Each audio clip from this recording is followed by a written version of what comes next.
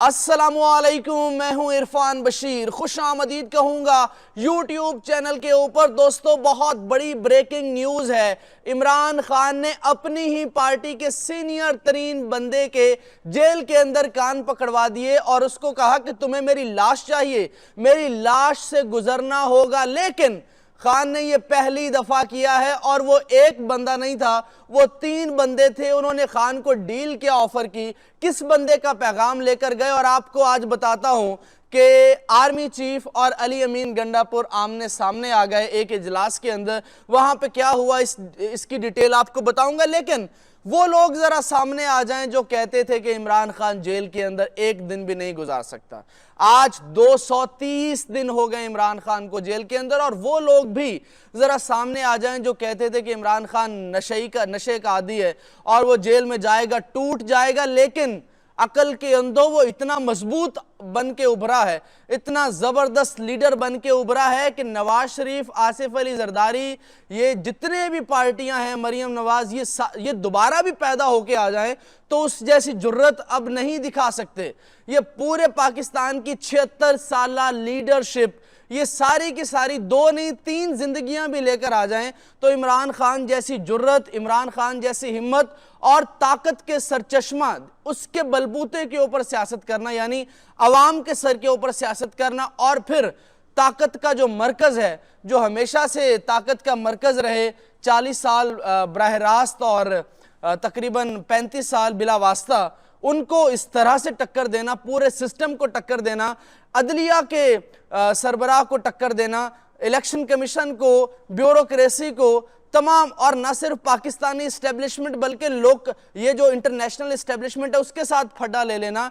दोस्तों, अमेरिकी तारीख में ये पहली दफा हुआ है कि डोनाल्ड लू वहां पे हाथ बांध के खड़ा है। उसने कहा यार नहीं, इमरान खान इतना जलील कर दिया इमरान खान ने। और डोनाल्ड लू ने कल कहा कि मेरी फैमिली को थ्रेट किया जा रहा है, मेरे बच्चे स्कूल के अंदर नहीं जा पा रहे। ये पहली दफा हुआ है। दोस्तों, आज बहुत बड़ी डिटेल है। हामिद मीर साहब ने भी एक भांडा फोड़ा है, लेकिन उसकी डिटेल मैं जरा आपको बता देता हूं।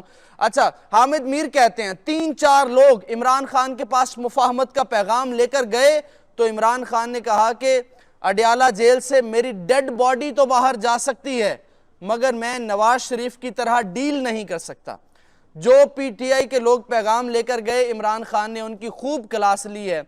वो जरा लोग मैं आपको एंड के ऊपर बताऊंगा, लेकिन जो दोस्त नए हैं चैनल के ऊपर, आपसे गुजारिश है सब्सक्राइब कर लीजिए, इस वीडियो को लाइक कीजिए, क्योंकि ये आपका अपना चैनल है। इस आवाज़ को मजबूत कीजिए, इस आवाज़ को तवाना कीजिए। ये जो बाकी चैनल्स ये नहीं दिखा पाते, because of ads, because of commercialisation, और बहुत सी समाजी मजबूरियाँ हैं, बहुत सी अपने बिजनेस को प्रोटेक्ट करने की मजबूरियां हैं, तो ये आप तक यहाँ पे पहुंचाते रहेंगे। अब जरा मैं आपको एक छोटी सी बात बताता हूं, ये बात जरा गौर से सुनिएगा दोस्तों।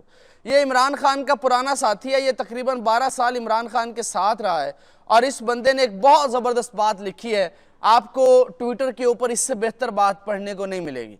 इसका मैं नाम आपको एंड के ऊपर बताता हूँ, लेकिन बात जरा गौर से सुनिएगा, ये बात समझिएगा इस बात को। वो कह रहा है अमेरिका पिछले 70 साल से अपने जूनियर अमेरिकी अहलकारों के जरिए गुलाम पाकिस्तानी लीडरशिप को ऐसे ही हिदायत और अहकामात देता आया है और उन पर मिनवन अमल दरामद होता रहा है, और फिर अचानक इमरान खान एब्सोल्युटली नॉट आ गया, जिसके नतीजे में अमेरिकी स्टेट डिपार्टमेंट अपनी गलती को छुपाने के लिए पिछले 2 साल से पाकिस्तानी गुलामों को खुली छुट्टी दे रहे हैं कि किसी तरह इमरान खान को कंट्रोल करो। लेकिन वो जेल जाकर भी रजीम चेंज किरदारों की नींदें उड़ाने में कामयाब है।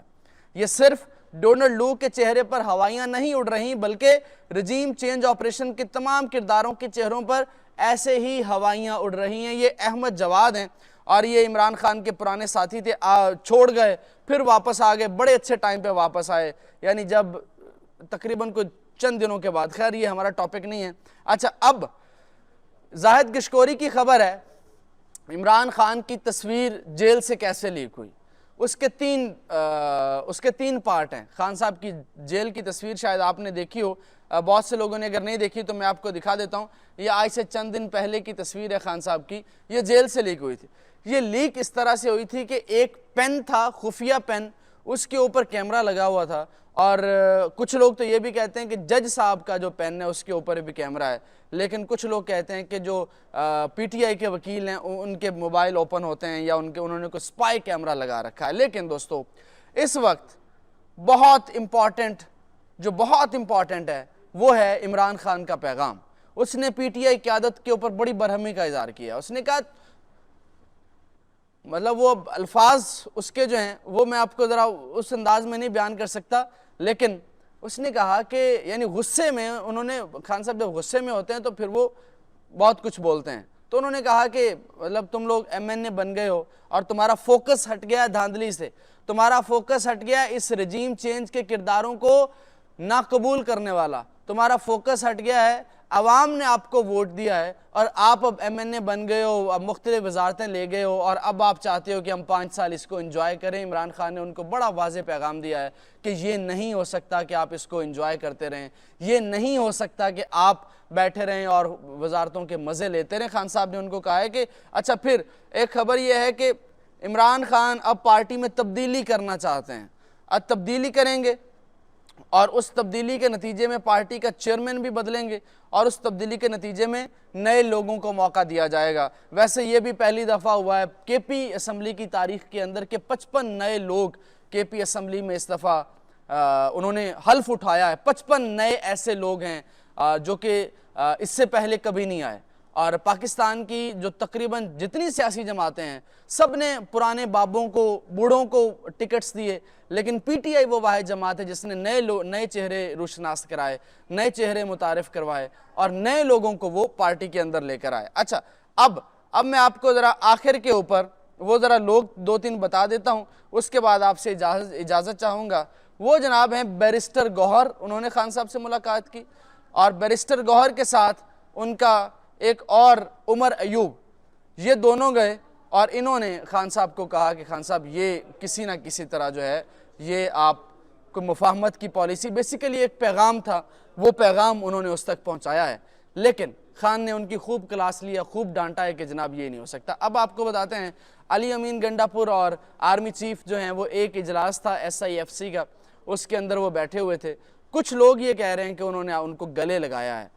जाहिर सी बात है इज्जत तो उसी की करनी है ना जो फॉर्म 45 के ऊपर वजीर आला बन के आया, नहीं तो पूरी असम्बली ही फॉर्म 47 की है। इनकी कोई वक़्त नहीं है आवाम के अंदर। और वो लोग जो इस हुकूमत को सपोर्ट करते हैं उनकी अपनी भी कोई वक़्त नहीं है। खैर, इंशाल्लाह मुलाकात होगी अगली वीडियो के अंदर। अपना बहुत सा ख्याल रखिए, वीडियो को लाइक लाजमी कीजिएगा, चैनल को सब्सक्राइब कर लीजिए। अल्लाह हाफिज़।